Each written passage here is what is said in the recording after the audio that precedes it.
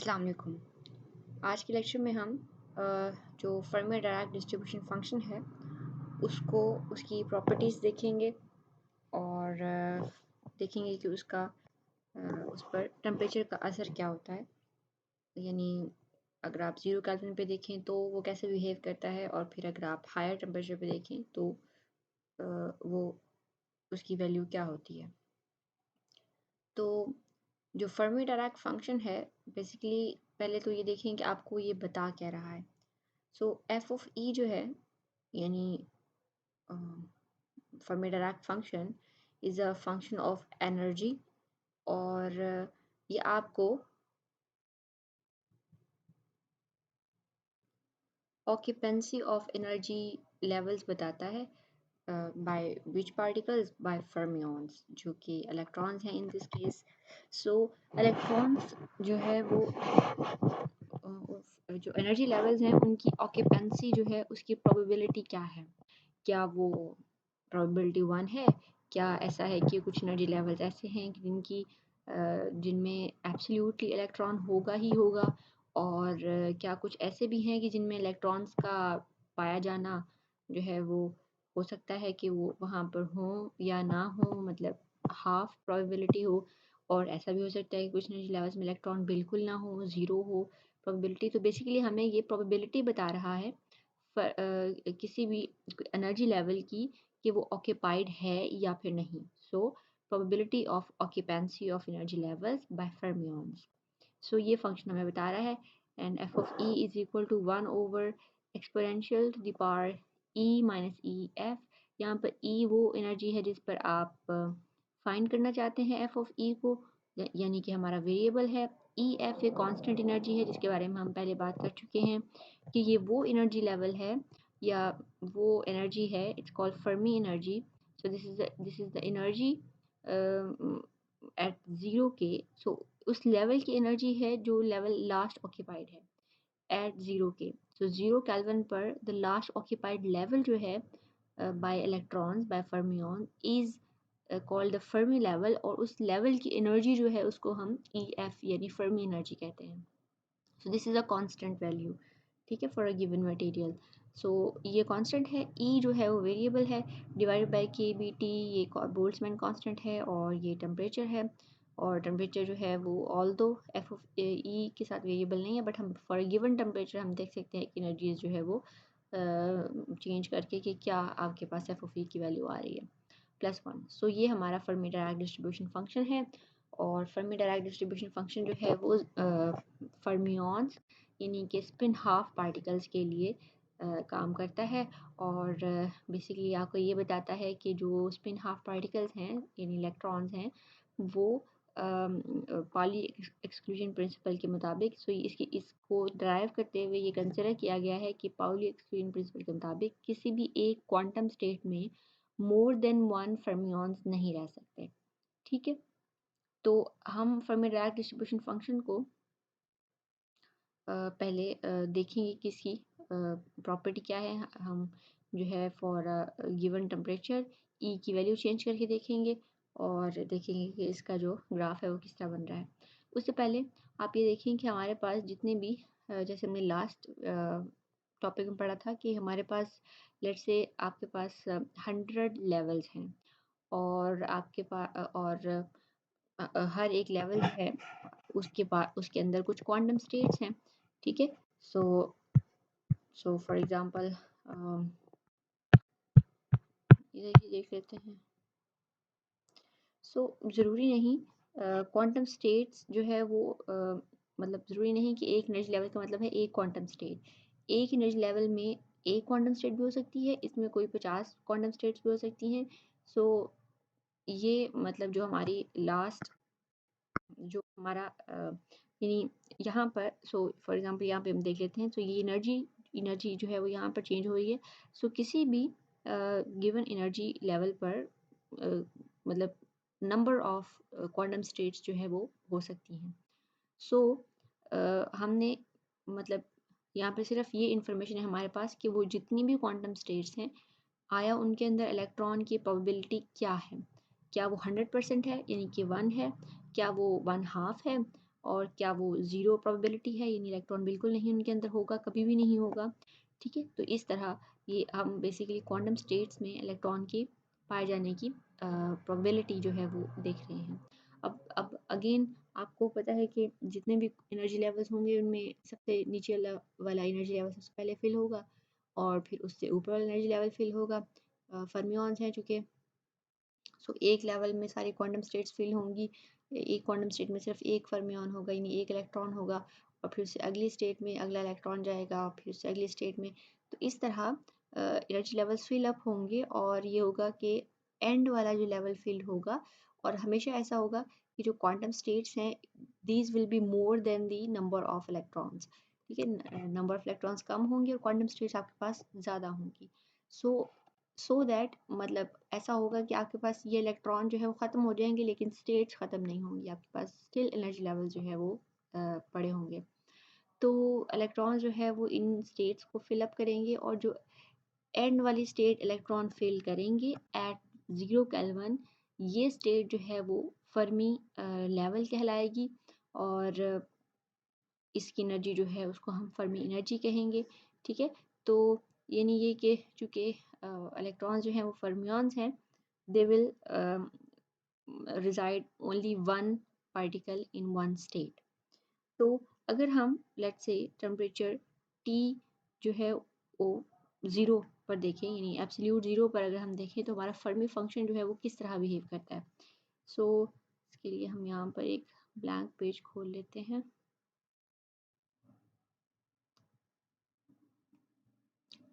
सो Fermi function जो है उसको हम देखते हैं कि वो ज़ीरो टी पर, यानी T is equal to 0 kelvin पर। So T is equal to 0 kelvin पर एफ ऑफ ई जो है वो क्या होगा, 1/e⁻e minus E F over K T plus 1। ठीक है जी, तो अब देखें कि हमने मतलब टी बेसिकली 0 केल्विन होता तो नहीं है, हम टी को अप्रोचेस टू ज़ीरो, टी को हम बात करते हैं कि ये अप्रोचेस टू ज़ीरो है। इसी तरह अब टी को हमने फिक्स कर दिया कि ये तो ज़ीरो को अप्रोच कर रहा है। अब हम देखते हैं कि लेट्स से हम उन एनर्जीज़ की बात करते हैं जो कि ई एफ से ग्रेटर हैं। ठीक है, ई एफ से ग्रेटर वाली एनर्जीज़ की बात कर रहे हैं हम। So at t, when t is approaches to 0 या t is absolute 0, we're talking about the energies that are greater than E f। ठीक हो गया केस 1 में। So f of e क्या हो जाएगा, so e minus E F क्या होगा, अगर e जो है वो ग्रेटर देन ई एफ है तो इसका आंसर क्या होगा, e माइनस ई एफ का, this will be some positive number. ठीक है, क्योंकि e बड़ा है ई एफ से, divided by K T approaches to 0 है तो some positive number divided by 0 is what, infinity। so e to the power infinity हो जाएगा, और e to the power infinity में e to the power infinity आपको पता है कि infinity होता है, उसमें 1 ऐड करेंगे तो वो भी infinity होगा। so 1/infinity क्या आ जाएगा फिर, 0। so f of e जो है वो क्या हो जाएगा, 0। सो सपोज करें हमारे पास इस तरह ये यहाँ पर f ऑफ e है और इस तरफ को एनर्जी जो है वो चेंज हो रही है। सो जैसे ये x एक्सिस हो और यहाँ पे f ऑफ x हो, ये उस तरह। तो ये फंक्शन है हमारा और यहाँ पर जो हमारा इंडिपेंडेंट वेरिएबल है वो है। तो हम मतलब सपोज कर लेते हैं कि यहाँ पर सारे एनर्जी लेवल जो है फिलअप होते जा रहे हैं और यहाँ पर एक ऐसा सपोज कर लेते हैं, यहाँ पर करके हम एक निशान लगा के देते हैं कि ये लेवल जो है वो फर्मी लेवल है यहाँ तक, और फिर उसके बाद की सारी एनर्जीज जो हैं वो हायर लेवल्स की एनर्जीज हैं। तो अगर E जो है वो ग्रेटर देन ई एफ हो तो इसका मतलब है हम इन एनर्जी लेवल्स की बात कर रहे हैं। तो इन एनर्जी लेवल्स पे जो प्रोबेबिलिटी फंक्शन है, जो सॉरी हमारा डिस्ट्रीब्यूशन फंक्शन है जो हमारी प्रोबेबिलिटी को बता रहा है, वो ये बता रहा है कि इसके बाद जो है वो आपके पास कोई प्रोबेबिलिटी ऑफ ऑक्यूपेंसी 0 है, तो आपके पास कोई इलेक्ट्रॉन जो है इन स्टेट्स में रिजाइड नहीं कर रहा, और ये कब है, एट 0 k। फिर अगर आप E F is greater than E की बात करें, यानी हम उन एनर्जी लेवल को देखें जो कि ई एफ से छोटे हैं। तो यहाँ पे हम सारी एनर्जीज को देख रहे हैं जो ई एफ से लोअर एनर्जी लेवल्स हैं। तो उसके लिए क्या होगा, इसको देखिए कि ई माइनस ई एफ फिर नेगेटिव हो जाएगा, क्योंकि ई एफ जो है वो ई से बड़ा है, तो ये चीज़ नेगेटिव हो जाएगी। सो यहाँ पे एक नेगेटिव नंबर है, और सो यहाँ पर एफ ऑफ ई में अब आप ये चीज़ नेगेटिव हो गई, और टी जो है वो ज़ीरो को अप्रोच कर रहा है, so negative number divided by zero is negative infinity, so this is negative infinity. E to the power negative infinity क्या होता है, 1 over E to the power infinity which is infinity, so 1 over infinity is 0, so this will become equal to 0। इस बात की समझ आती है ना आपको? so ये 0 हो गया, 0 plus 1 is 1, so 1 over 1 is 1, so f of e क्या आ जाएगा फिर? f of e क्या आ जाएगा आपके पास? 1। so इसका मतलब है कि e f से छोटे तमाम लेवल्स के लिए, e f से छोटे तमाम लेवल्स के लिए आपके पास ऑक्यूपेंसी की प्रोबेबिलिटी जो है वो क्या है, 1।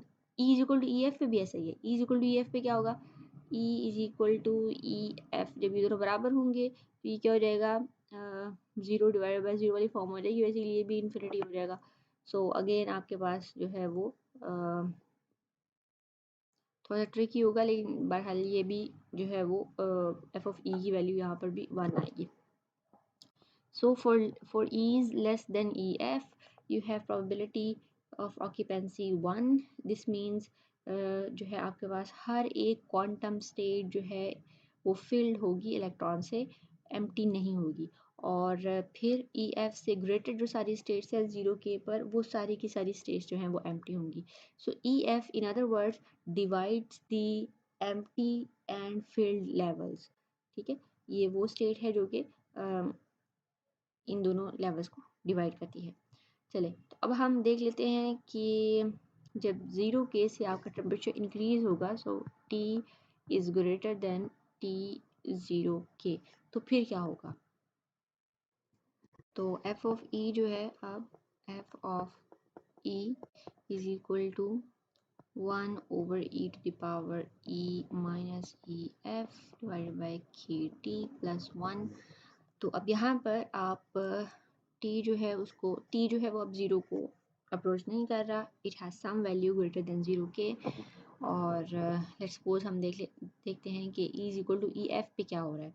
सो e is equal to E F पर ये चीज़ 0 हो जाएगी, 0 divided by some value is 0। ठीक है, अब t 0 नहीं है, 0 divided by some value is 0, so e to the power 0 is 1, so this one and this one is 2, so 1 divided by 2 बस आ गया 1/2 आंसर। और इसी तरह अगर आप थोड़ी सी ई एफ से लेस वाली एनर्जीज पे देखते हैं तो आपके पास 1/2 नहीं आता, उससे थोड़ा सा ज़्यादा आंसर आता है। और अगर आप थोड़ी सी एनर्जीज जो कि ई एफ से बड़ी हैं उनके लिए देखते हैं तो आप देखते हैं कि वो भी एम्प्टी नहीं होती। तो बेसिकली होता ये है कि at T is greater than 0K आपका जो फर्मी फंक्शन है वो अपना जो स्टेप करेक्टरिस्टिक है उसकी, कि वो एक स्टेप की तरह का फंक्शन है, वो खो देता है। और this is F of E, this is E, सो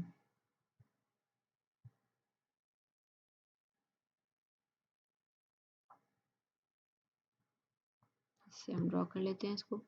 होता ये है कि यहाँ से ये थोड़ा सा ऐसे हो जाता है, बेसिकली ये जो हिस्सा है इसका उठ के यहाँ पे आ जाएगा, लेकिन इसका जो एरिया होगा वो सेम रहेगा, क्योंकि एरिया ये बता रहा है कि नंबर ऑफ इलेक्ट्रॉन्स क्या है। मतलब ये कि इन अदर वर्ड्स आपको बस बेसिकली ये बता रहा है ना कि कितनी क्वांटम स्टेट्स फील्ड है ना, तो क्वांटम स्टेट्स उतनी ही फील्ड रहेंगी। सो यहाँ से आप देखें कि बेसिकली होगा ये कि कुछ क्वांटम स्टेट ई एफ से कम वाली, सो ई एफ से कम वाली कुछ क्वांटम स्टेट जो है वो एम्प्टी हो जाएंगी eight other than 0K, at T greater than 0K। ये कोई टेम्परेचर है T1, ठीक है, which is greater then T। और यहाँ पे कुछ स्टेट्स जो हैं वो एम्प्टी हो जाएंगी, और यहाँ पर यानी ग्रेटर देन ई एफ पर कुछ स्टेट्स फिल हो जाएंगी at T is equal to greater than 0K। और अगर आप इससे भी हायर टेम्परेचर पे देखो, यानी T2 पे जो कि ग्रेटर देन है T1 से, उस पे क्या होगा, उस पे अगेन कुछ मज़ीद स्टेट्स जो है वो कुछ मज़ीद स्टेट्स जो है वो एम्प्टी हो जाएंगी। ठीक, तो ये T2 के लिए है। ठीक है, तो जबकि जो EF is equal to EF पे प्रोबेबिलिटी है वो 1/2 ही रहेगी। सो ये हमारा 1/2 की वैल्यू है, यहाँ पर 1 था। E is equal to EF जो है उसके ऊपर उसकी प्रोबेबिलिटी ऑफ ऑक्यूपेंसी जो है वो 1/2 रहेगी। और आपकी जो स्टेप जो कैरेक्टरिस्टिक थी इस फंक्शन की वो ख़त्म हो जाएगी। ये फंक्शन जो है ग्रेजुअली जो है वो नीचे की तरफ आएगा, और जैसे जैसे टेम्परेचर और बढ़ेगा ये मज़ीद ग्रेजुअली मज़ीद स्लोली जो है वो ज़ीरो को अप्रोच कर रहा होगा। ठीक है, तो ये हमारा फर्मी रैक फंक्शन है और उसकी कैरेक्टरिस्टिक जो कि हमने टेम्परेचर के लिहाज से देखी, इसको आपने यहाँ से पढ़ लेना है।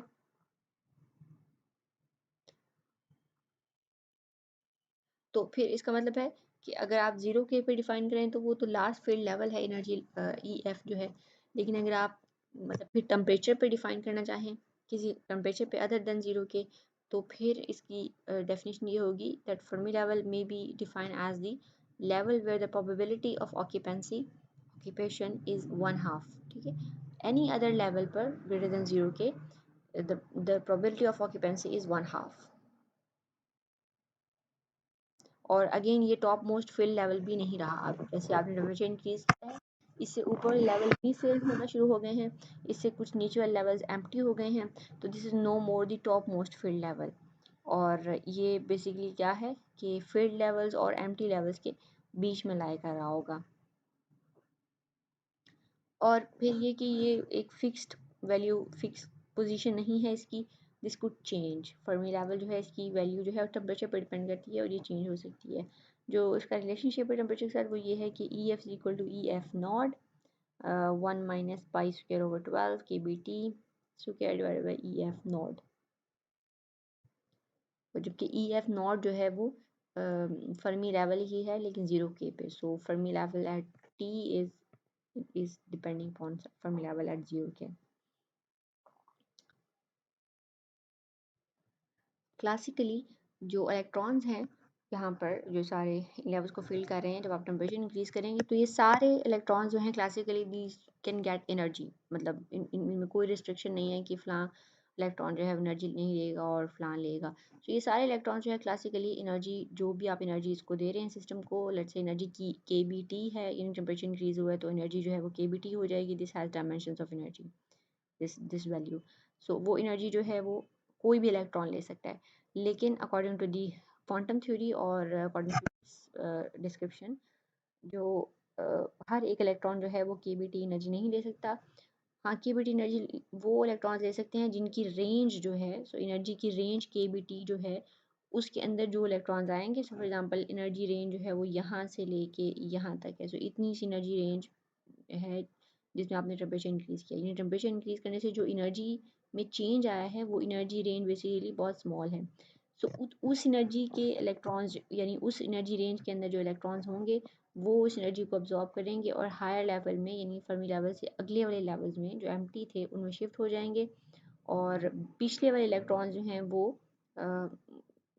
उस एनर्जी से एक्साइट नहीं होंगे, यानी वो एम्प्टी लेवल्स को फिल नहीं करेंगे। हाँ, वो इलेक्ट्रॉन्स जो हैं वो जो उनके आगे लेवल एम्प्टी हुए हैं उनको KBT एनर्जी लेवल के अंदर रहते हुए उनको फिल करेंगे। ठीक है, सो ये सारे के सारे इलेक्ट्रॉन जो है वो एनर्जी लेकर यहाँ से बाहर नहीं निकल सकते। So a fraction of electrons will get the energy and they will excite and fill the empty levels, the levels that were empty before, and not all the electrons will get the energy। ठीक है, अब हम जो है वो density of states को देख लेते हैं और मैं ये नेक्स्ट वीडियो में डिस्कस करती हूँ।